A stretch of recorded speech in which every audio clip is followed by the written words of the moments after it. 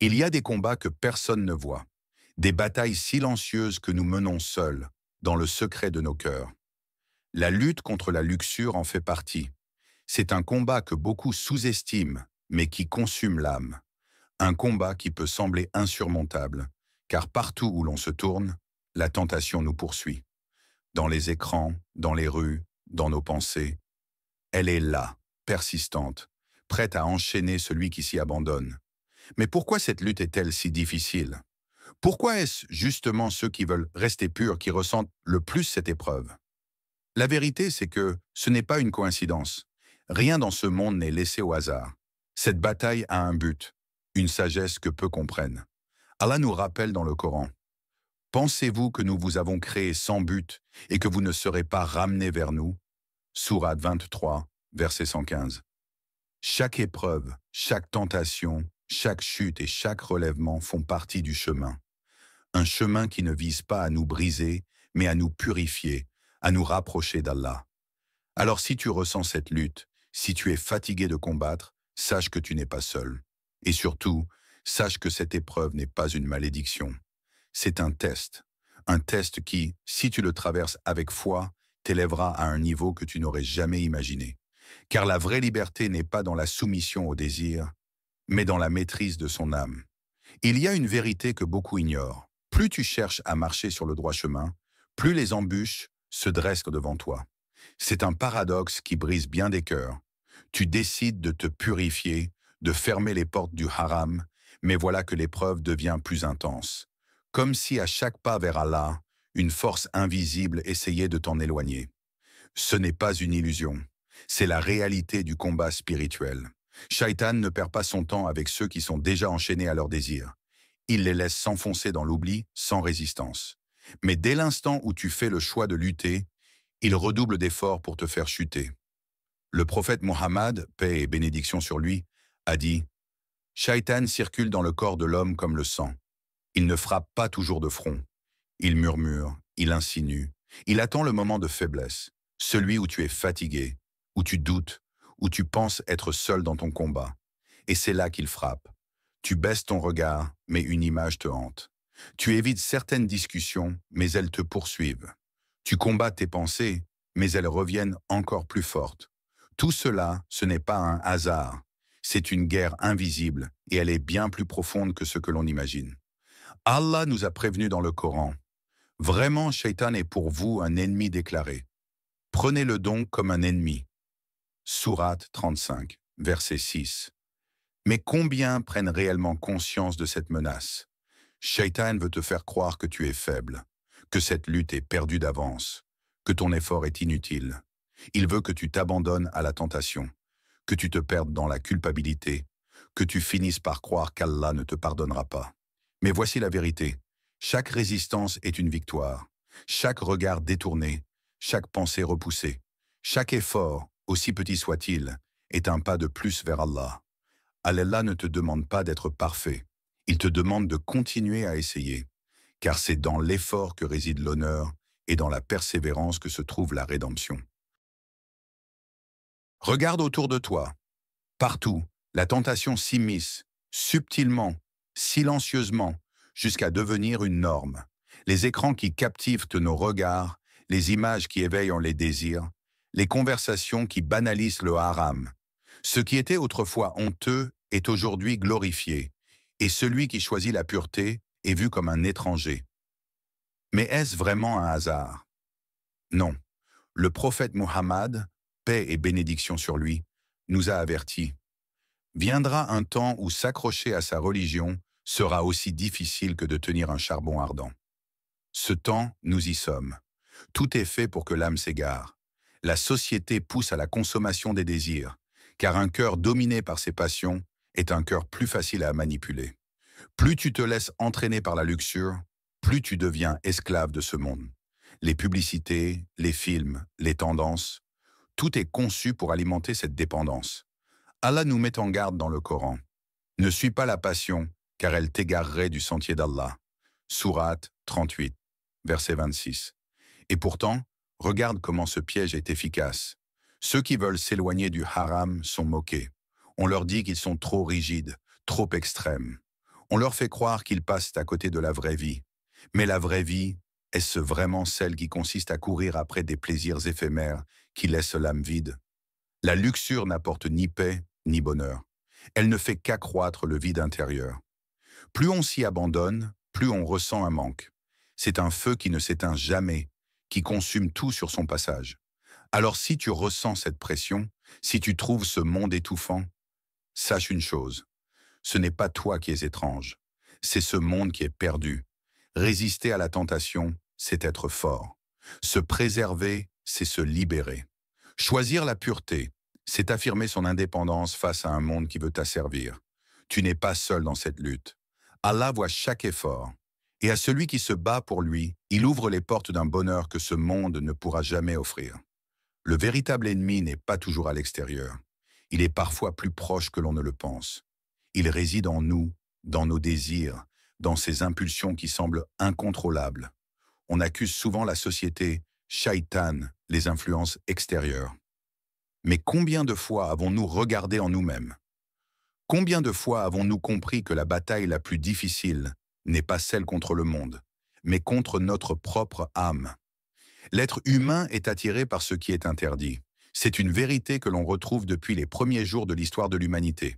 Adam et Hawa, paix sur eux, avaient tout le paradis à leur disposition, mais leur nafs les a poussés vers cet unique fruit défendu.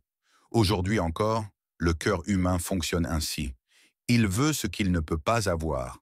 Allah nous rappelle dans le Coran, « L'âme est certes portée au mal, à moins qu'Allah, dans sa miséricorde, ne la purifie. » Sourate 12, verset 53. Nous sommes nos propres adversaires. Nous luttons contre des envies qui naissent en nous, des pensées qui s'imposent, des désirs qui surgissent sans prévenir. Parfois, il semble plus facile de céder que de résister. Mais céder, est-ce vraiment une solution? Le prophète Muhammad, paix et bénédiction sur lui, a dit « Le sage est celui qui maîtrise ses désirs et œuvre pour l'au-delà. Celui qui suit ses pulsions n'est pas libre. Il devient l'esclave de ses propres envies.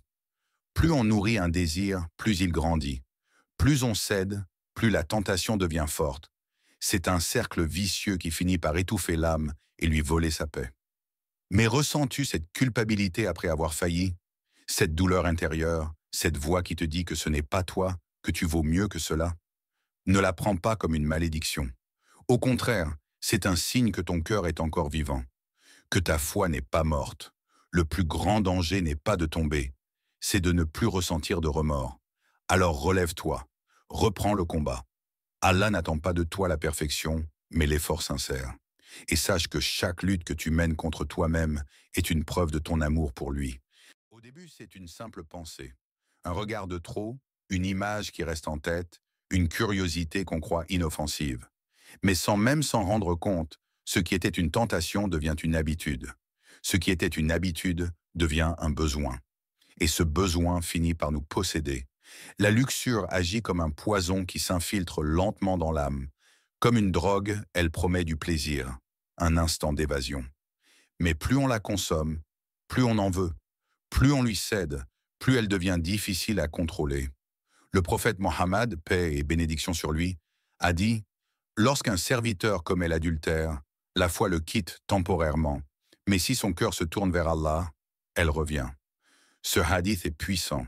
Il révèle une vérité que beaucoup ignorent. La luxure n'affecte pas seulement le corps, elle touche directement la foi. Elle éloigne l'âme de la lumière divine. Allah nous met en garde avec sagesse. N'approchez point la fornication. C'est une turpitude et quel mauvais chemin. Sourate 17, verset 32. Regarde bien ces mots. Il ne dit pas seulement « ne commettez pas l'adultère ». Il dit « n'approchez même pas ». Pourquoi? Parce qu'il sait à quel point l'engrenage est dangereux. Tout commence par une petite ouverture, une tolérance, une excuse, une négligence. Et avant même de s'en rendre compte, on est pris dans un piège dont il est difficile de sortir. Même la science confirme aujourd'hui ce que l'islam nous enseigne depuis 1400 ans. Les pensées impures, les plaisirs illicites modifient le cerveau. Elles créent une dépendance qui rend la tentation de plus en plus forte, au point où l'individu perd le contrôle sur lui-même. Mais il y a une bonne nouvelle. Aucun piège n'est définitif, Aucune dépendance n'est éternelle. Allah, dans son infinie miséricorde, a laissé une porte ouverte à chaque âme qui cherche à se purifier. Le prophète, paix et bénédiction sur lui, a dit « Allah tend sa main dans la nuit pour accepter le repentir de celui qui a péché le jour, et il tend sa main dans le jour pour accepter le repentir de celui qui a péché la nuit. » Il n'y a pas d'impasse pour celui qui veut revenir à Allah. Peu importe combien de fois tu es tombé, ce qui compte, c'est combien de fois tu te relèves. Ne laisse pas une erreur définir ton destin. Tant que ton cœur bat encore, il est toujours temps de briser ses chaînes et de retrouver la paix qu'Allah réserve à ceux qui reviennent à lui. Pourquoi est-ce si difficile? Pourquoi ce combat semble-t-il ne jamais finir? Peut-être t'es-tu déjà posé ces questions. Peut-être as-tu ressenti cette fatigue, ce découragement face à une tentation qui revient sans cesse, comme une vague qui ne cesse de heurter la rive. Mais sache une chose, ce n'est pas une malédiction, c'est une épreuve. Allah n'a pas créé cette lutte pour te briser, il l'a créée pour t'élever.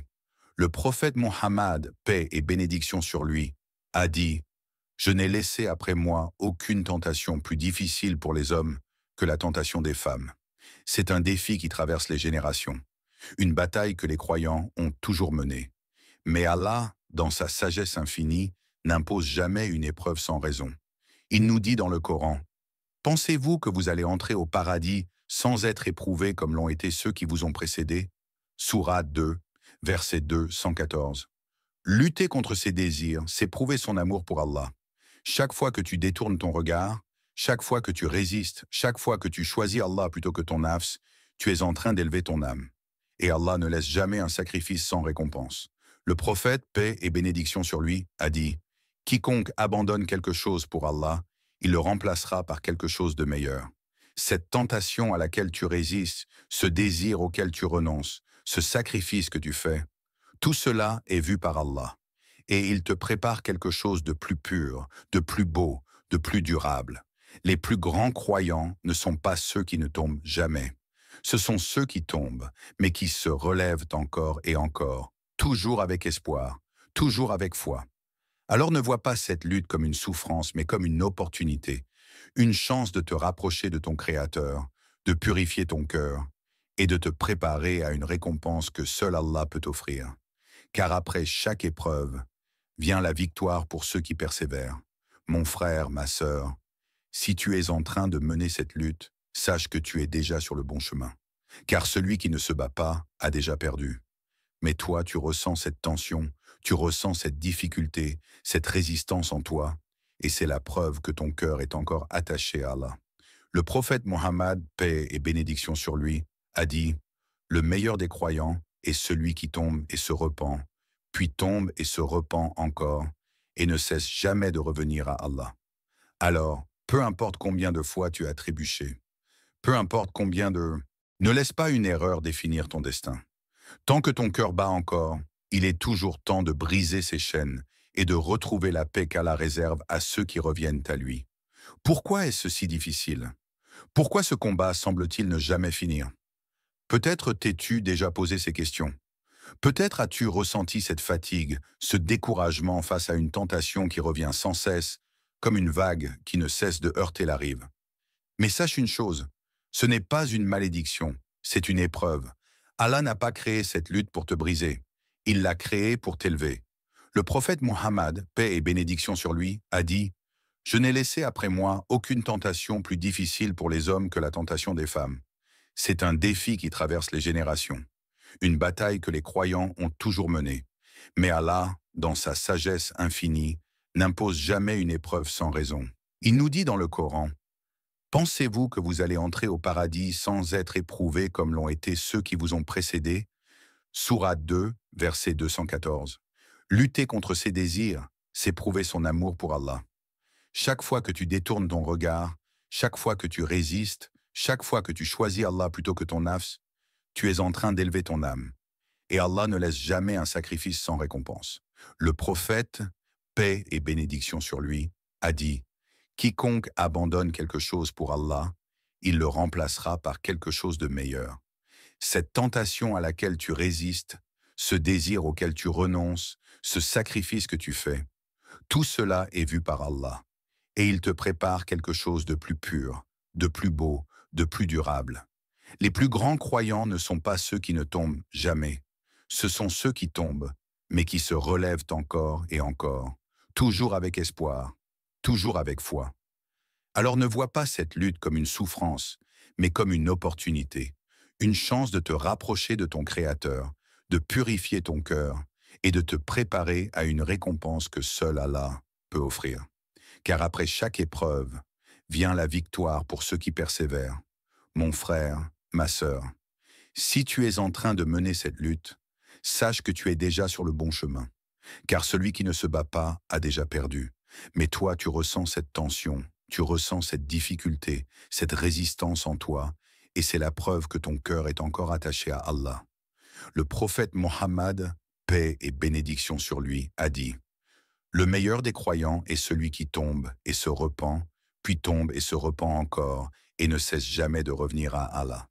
Alors, peu importe combien de fois tu as trébuché, peu importe combien de fois tu as failli abandonner, ce qui compte, c'est que tu sois encore debout. Allah est plus miséricordieux que ce que ton esprit peut imaginer. Il n'attend pas de toi la perfection. Il attend de toi un cœur sincère, qui revient toujours à lui.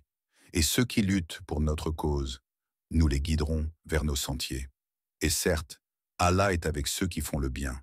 Sourate 29, verset 69. Alors, ne lâche pas. Ne te laisse pas vaincre par le désespoir.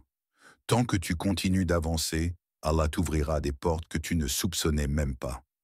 Ya Allah, fortifie nos cœurs face aux tentations, éclaire nos âmes par ta lumière et accorde-nous la force de marcher sur ton chemin. Amen.